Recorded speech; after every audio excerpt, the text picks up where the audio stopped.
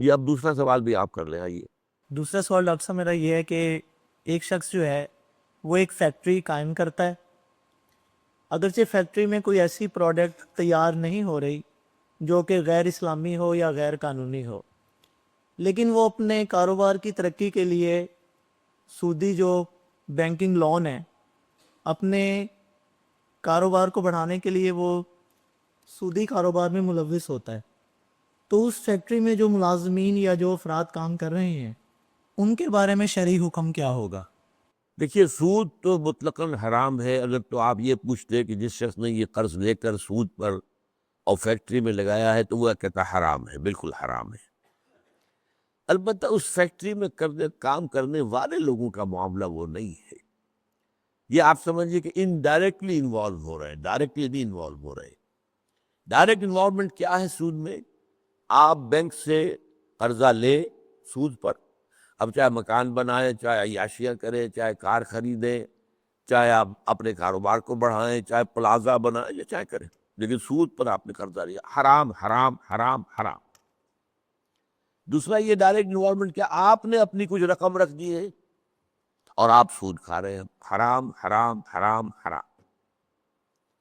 لیکن اسی طریقے سے ملازمتوں کا معاملہ ہے.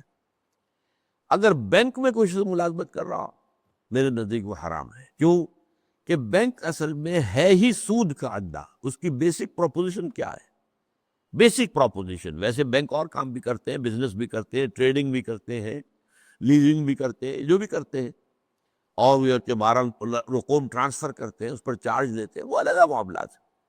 آپ نے یہاں سے ٹی ٹی جو ہے بینک کے ذریعے سے بھجوائی ہے، آپ کو اتنا پرسنٹ جو ہے آپ کو اس کے اوپر دینا پڑے گا وغیرہ وغیرہ.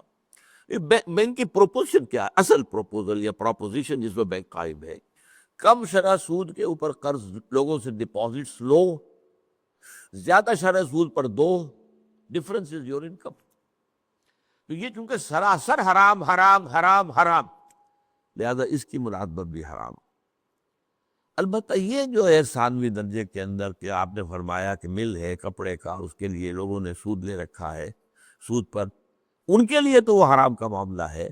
لیکن جو کھڑا ہوا وہاں پر کرگھے پر کام کر رہا ہے، اسپننگ مشین پر یا ویونگ مشین پر کھڑا ہوا کام کر رہا ہے، میں اسے حرام نہیں کہتا. اس لیے کہ اس حرام میں سے تو بچا ہوا آج پورے معاشرے میں کوئی ایک آدمی بھی نہیں ہے.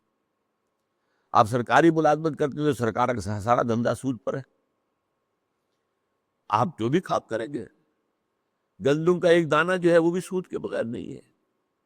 سودی قرضے پر فرض کیجیے بیج لیا گیا تھا، سودی قرضے پر جو ہے وہ فرٹیلائزرز لیے گئے، سودی قرضے پر پیسٹی سائڈز لیے گئے، سودی قرضے پر لیا گیا ٹریکٹر وغیرہ وغیرہ.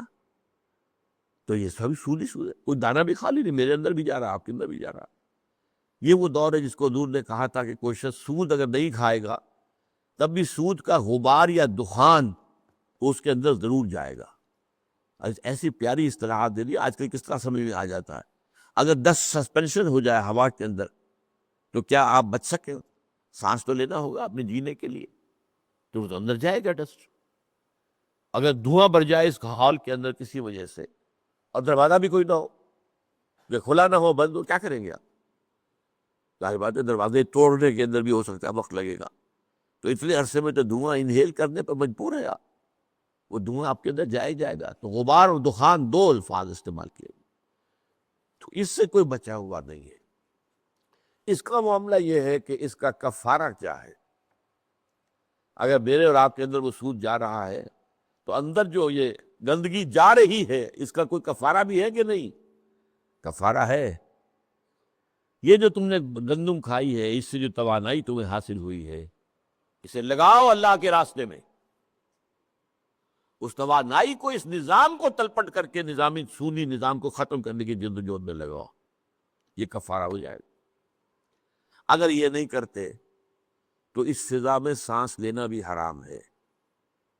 جہاں اللہ کا دین قائم نہیں ہے وہاں سانس لینا بھی حرام ہے، الا یہ کہ آپ اپنا وقت، اپنی صلاحیت، اپنی قوت کا بیشتر وقت، بیشتر صلاحیت، بیشتر وسائل اللہ کے دین کو قائم کرنے کی جدوجہد میں صرف کر رہے ہیں. اگر یہ کر رہے ہو تو یہ آپ کا جو گناہ ہے وہ کنڈون ہو جائے گا، مجبوری کا ہے، معاف کر دے گا اللہ تعالیٰ۔ آپ نے اسلام کو ذہناً قبول کیا، وہ آرام سے رہ رہے ہیں، اس کے تحت زندگی گزار رہے ہیں، اس کو بدلنے کی کوئی جدوجہد آپ کی زندگی میں نہیں ہے، تو وہ جو اور معاملہ ہے کہ کسی سودی کارخانے کی ملازمت، وہ تو دور کی بات ہے، میں تو کہتا ہوں سانس لینا بھی حرام ہے۔